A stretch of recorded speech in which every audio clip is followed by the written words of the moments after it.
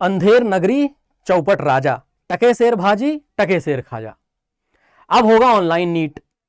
अब नीट जो पहले ऑफलाइन हुआ अब ऑनलाइन हो जाएगा तो समस्या हल हो जाएगी क्या? मतलब कि ये जो एग्जाम है नेशनल टेस्टिंग एजेंसी द्वारा कराया गया, ये एग्जाम जिस समय पर हुआ उस समय इलेक्शन होने वाले थे। सबको पता था धांधली चल रही है, सबको पता था कि पेपर ऑलरेडी लोगों के मोबाइल में पहुंच चुका है और जहां से पेपर प्रिंट होता है वहां से लेकर लॉजिस्टिक्स तक बीच में ही पूरा का पूरा जो पीडीएफ था वो पीडीएफ वायरल हो गया और उस पीडीएफ से सारे के सारे क्वेश्चंस एग्जाम में फंसे। अब एक बात बताएं, अगर आप ऑनलाइन पेपर कंडक्ट करवा लेंगे तो ऑनलाइन पेपर कंडक्ट करवाने के लिए इतना बड़ा इंफ्रास्ट्रक्चर कैसे लेकर के आएंगे? मतलब कुल मिलाकर के आप तो फिर से वही मजाक करना चाहते हैं जो मजाक एक बार ऑलरेडी बच्चों के साथ हो चुका है। और बच्चों के साथ मजाक नहीं हुआ है, देश के दो भविष्य सुसाइड कर चुके हैं, एक महाराष्ट्र की बच्ची और एक उत्तर प्रदेश का लड़का। और इन दोनों के पेरेंट्स ये जानते हैं कि ये दोनों के दोनों बच्चे केवल और केवल नीट की वजह से और इसके प्रेशर में आकर के सुसाइड किए हैं। इन बच्चों की हत्या का जिम्मेदार कौन होगा यह बता दीजिए ना हमें। यह सरकार से सवाल है, यह सिस्टम से सवाल है। और खैर मीडिया वालों को क्या ही कहें, 2 कौड़ी का मास्टर कह चुके हैं हमको। तो आखिर सवाल पूछेगा कौन? अगर मीडिया नहीं पूछेगी, अगर वो लोग सवाल नहीं पूछेंगे जिनको सवाल पूछने के लिए भारत में प्रतिनिधि के तौर पर स्थापित कर दिया गया है, तो फिर सवाल कौन पूछेगा? हमारे जैसे 2 कौड़ी का मास्टर। और मुद्दा यह है कि अगर हम सवाल पूछ रहे हैं तो सवाल पूछने पे हमको गाली दी जा रही है कि तुम तो माफिया बने बैठे हो। अरे हम कौन से माफिया हैं? हमारी कौन सी पहचान है सरकार में जाकर के? पहचान तो आपकी है, तो कम से कम उन बच्चों के लिए कुछ करवाइए ना। और दूसरी बात, अगर आप नीट का एग्जाम ऑनलाइन ले भी लेंगे तो नीट के एग्जाम ऑनलाइन लेने के बाद आपको 22 से 23 लाख बच्चों का एग्जाम करवाना है। इतना बड़ा इंफ्रास्ट्रक्चर कैसे लेकर के आएंगे तुरंत? एक बात बताइए, यहां पे एक बड़ी अच्छी सी बात है जो कही है आरजेडी के लॉ मेकर सुधाकर सिंह ने। इन्होंने एक प्ली फाइल की सुप्रीम कोर्ट में कि भाई एक बात बताएं, आप लोग कह रहे हैं एनटीए द्वारा नीट का एग्जाम ऑर्गेनाइज करवाया जाएगा ऑनलाइन। ऑनलाइन एग्जाम ऑर्गेनाइज करवाने के लिए आपको चाहिए इंफ्रास्ट्रक्चर आप इतनी जल्दी कहां से लेकर के आएंगे? सुप्रीम कोर्ट ने एनटीए को फटकार लगाई कि भाई कहां से लेकर के आओगे तुम? इतना ज्यादा अलाइनमेंट, आप इंफ्रास्ट्रक्चरल अलाइनमेंट कैसे बनाओगे? कहां से लेकर के आओगे कंप्यूटर की इतनी सारी लैब्स? और फिर कंप्यूटर खराब हो जाएगा, किसी कीबोर्ड नहीं चल रहा, किसी का माउस नहीं चल रहा है, किसी में नेटवर्क नहीं आ रहा, कोई सेंटर पता नहीं तुम कहां ही दे दोगे, कोई भरोसा नहीं उसका। पिछली बार तो एक एसएससी का पेपर हुआ था, उस एसएससी के पेपर में बीकानेर के लड़के का हमको मैसेज आया, कह रहा है कि सर हमारा जो सेंटर है वो मध्य प्रदेश के रीवा में दिया हुआ है। अब मध्य प्रदेश का रीवा देख रहे हैं हम बीकानेर से तो वो लगभग 1100 किलोमीटर दिखा रहा है, जबकि काबुल जो है वो 1000 किलोमीटर, अफगानिस्तान की राजधानी। तो 1100 किलोमीटर इसे घुमा भी दोगे, क्या भरोसा आपका? और कंप्यूटर कौन सा बढ़िया काम करते हैं? एडिक्विटी का एग्जाम पैटर्न तो देख ही लिया है पिछले बार हम लोगों ने, खूब उसके बारे में कहा भी है, लेकिन वही है ना कि कान में जूं तक तो रेंगती नहीं। अब कान में जूं ना रेंगे हम क्या करें? सवाल जिनको पूछना है वो कह रहे हैं कि 2 कौड़ी के तुम हो, खुद फूटी कौड़ी के नहीं है। और तो और आरजेडी के लॉ मेकर सुधाकर सिंह ने यह जो कहा है सुप्रीम कोर्ट को, सुप्रीम कोर्ट ने इस पर फटकार भी लगाई है कि अब आप कर क्या रहे हो। और आप देखो एक सिंपल सी बात, mode of exam online versus offline का क्या खेल है। मोड ऑफ एग्जाम ऑनलाइन हो या ऑफलाइन हो, ऑनलाइन में सबसे बड़ी दिक्कतें हैं बेहतर इंफ्रास्ट्रक्चर की। हर किसी के पास टीसीएस जैसे डिजिटल सेंटर्स नहीं है। टीसीएस जो एग्जाम ऑर्गेनाइज कराती है उसके पास डिजिटल सेंटर्स हैं और वो अपने जो टाई अप्स रखती है वो एक स्टैंडर्डाइज सिस्टम के साथ रखती है। एनटीए ने जब नहीं करवाया है ये, तो ये बताइए कि किसी को ठेके पर देकर के भी एग्जाम ऑर्गेनाइज कराएगी तो इतना जल्दी कौन है जो ठेके पर आकर के एग्जाम ऑर्गेनाइज करवा देगा? ठेके पर मतलब कॉन्ट्रैक्चुअल, और कॉन्ट्रैक्चुअल एग्जाम कौन ऑर्गेनाइज करवा देगा इतना जल्दी? ये कोई रेलवे बोर्ड थोड़ी ना है जो सालों से ऑनलाइन परीक्षा ऑर्गेनाइज करवाता जा रहा है, एसएससी बोर्ड थोड़ी ना है। और एसएससी बोर्ड जो सालों से परीक्षा ऑर्गेनाइज करवाते जा रहे हैं उनको खुद को नहीं समझ में आ रहा है कि ऑनलाइन कैसे ऑर्गेनाइज करवाया जाए। एनटीए क्या कर लेगा?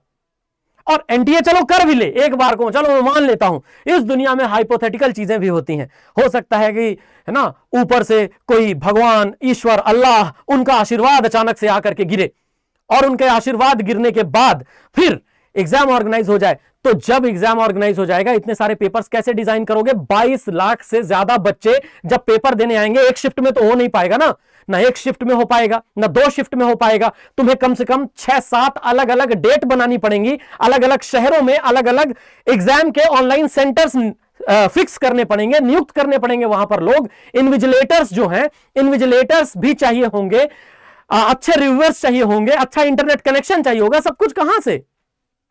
इतना बेहतर थोड़ी ना इंफ्रास्ट्रक्चर है। और रही बात ऑफलाइन एग्जाम करवाने की, तो जिस समय ऑफलाइन एग्जाम करवाया जाता है उस समय तो पता चलता है कि जहां से पेपर प्रिंट हो रहा है और जहां लॉजिस्टिक्स है उसी के बीच में पेपर लीक हो गया। लाखों रुपए दे करके बच्चों को भविष्य खरीद लिया जा रहा है।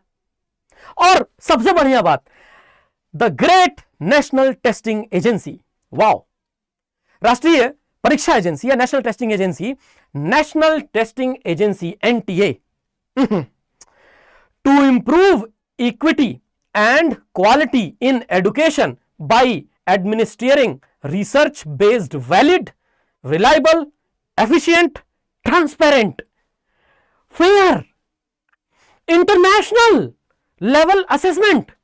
वाओ, मजा आ गया पढ़ के, है ना?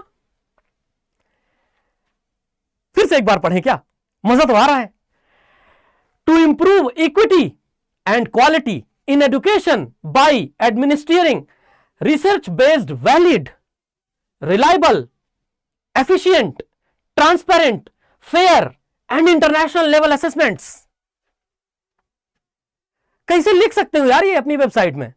किसने दिया हक ये लिखने का? ये सबसे पहले रिमूव करो, अगर हो सके तो तुरंत रिमूव करना है।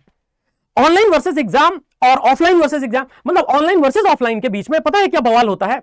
ऑनलाइन वर्सेस ऑफलाइन के बीच में बवाल ये होता है जो बवाल इस समय पर चल रहा है। यूपीएसआई में भी यही बवाल हुआ, लेखपाल में भी यही बवाल हुआ, और उसके बाद से तो देख लीजिए क्या हालात है। उसके अलावा नेशनल टेस्टिंग एजेंसी, क्या डिस्क्रिप्शन है इनका, इसमें तो कोई बात ही नहीं है, कुछ मतलब कहा ही नहीं जा सकता। तो मजेदार बात क्या है, 16 साल का एक बच्चा है, 16 साल के बच्चे ने एक बहुत बढ़िया बात कही।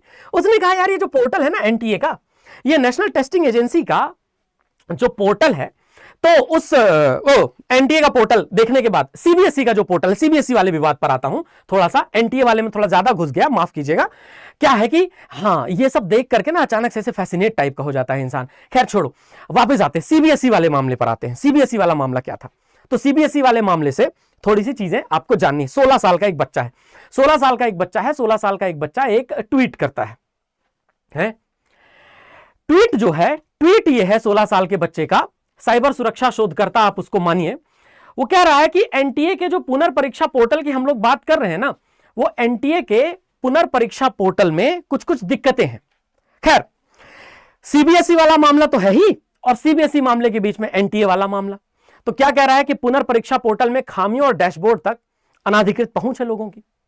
एनटीए का जो पोर्टल है, एनटीए के पोर्टल में कुछ भी हो रहा है।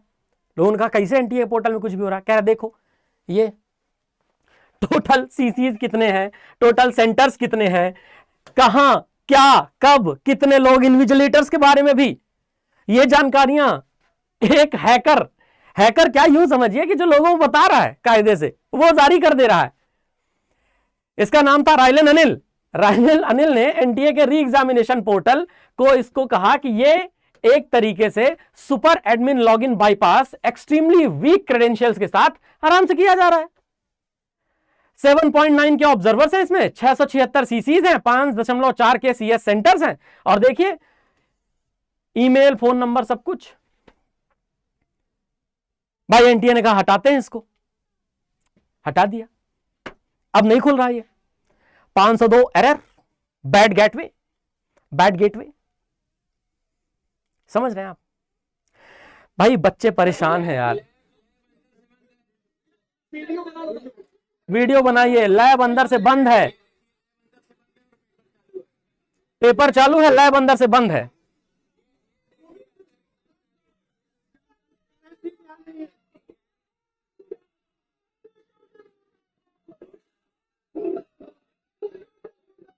ये एसएससी जीडी के पेपर का सीन है दोस्तों।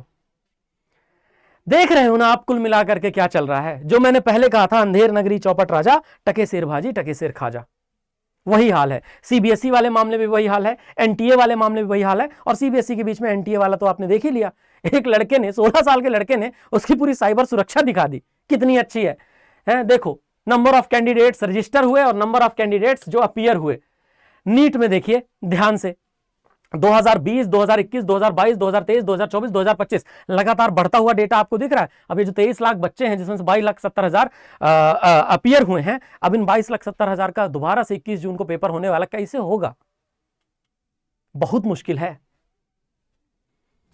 सीबीएसई मुख्यालय कह रहा है सीबीएसई पुनर्मूल्यांकन पोर्टल पर वर्तमान में 8,000 से अधिक उपयोगकर्ता एक साथ काम कर रहे हैं। दोपहर 3 बजे तक 16,000 से अधिक छात्रों ने सफलतापूर्वक अपने आवेदन जमा कर दिए हैं।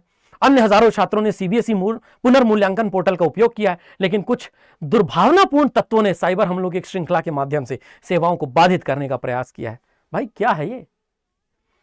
सबसे हालिया हमला क्या था? सबसे हालिया हमला था डिनायल ऑफ सर्विस अटैक। तत्काल बुक करते हैं ना रेलवे की वेबसाइट पे, तो तत्काल की टिकट बुक करने के समय पर this site is not working, please try again later. वहां भी यही हाल है? जो वेटिंग के टिकट कैंसिल करते हैं उसमें भी बढ़िया बढ़िया सर्विस चार्ज वगैरह काट करके लगभग 2,000 करोड़ से ज्यादा का फंड पिछले फाइनेंशियल ईयर में रेज कर लिया था आरटीआई, पता चला। वहां भी लूट चल रही है, यहां भी वही चल रहा है, डिनायल ऑफ सर्विस अटैक, जिसके कारण 2 मिनट के भीतर पोर्टल पर 15 लाख हिट हुए और 1 लाख से अधिक अनाधिकृत फाइल एक्सेस के प्रयास किए गए। छात्रों की प्रतिक्रिया के आधार पर हमने प्लेटफॉर्म को बेहतर बनाया है, जिसमें प्रक्रिया को अधिक सुविधाजनक और सुचारू बनाने के लिए सत्र समय सीमा को बढ़ाना भी शामिल है। इसमें टीमें सतर्क है, तत्पर है, प्रिय छात्रों को हर संभव तरीके से सुविधा प्रदान की जा सके। क्या करेंगे शिक्षा मंत्रालय वाले? मतलब भाई पता है, बोलते बोलते ना अब मतलब एक जगह ऐसी आती है कि गला भी अवरुद्ध हो जाता है, और कई बार यह भी लगता है कि यार मतलब क्यों भविष्य के साथ खिलवाड़ करना? मतलब आपके रहते हुए पेपर लीक हो जाए, आप सरकार हो, आपके रहते हुए कोई ऐसे बदतमीजी कर ले जाए। चाणक्य की एक बात हमको याद आती है जो उन्होंने चंद्रगुप्त मौर्य को कही थी, और कहीं हमने पढ़ा था, a day a soldier and a student has to demand his dues from the empire will be a sad day for Magad. From then onwards, you will lose all moral sanctions to be a king. इसी बात के साथ समापन करूंगा। दोस्तों जय हिंद, जुड़े रहिए, और इनको हम लोग इसी तरीके से आईना दिखाते रहेंगे तब तक कि जब तक कि आपके साथ सही चीजें न होने लग जाएं। इस 2 कौड़ी के शिक्षक की तरफ से सारे जो लोग हैं, सारे लोगों को लगातार ये बातें सुनाई जाएंगी, और हमारा वही कहना है दोस्तों, सिंपल सी बात है कि कौन कहता है कि आसमां में सुराख हो नहीं सकता, एक पत्थर तो तबीयत से उछालो यारो। जय हिंद, जय भारत। सपोर्ट बनाए रखिएगा अपना दोस्तों हमसे, हमारे साथ।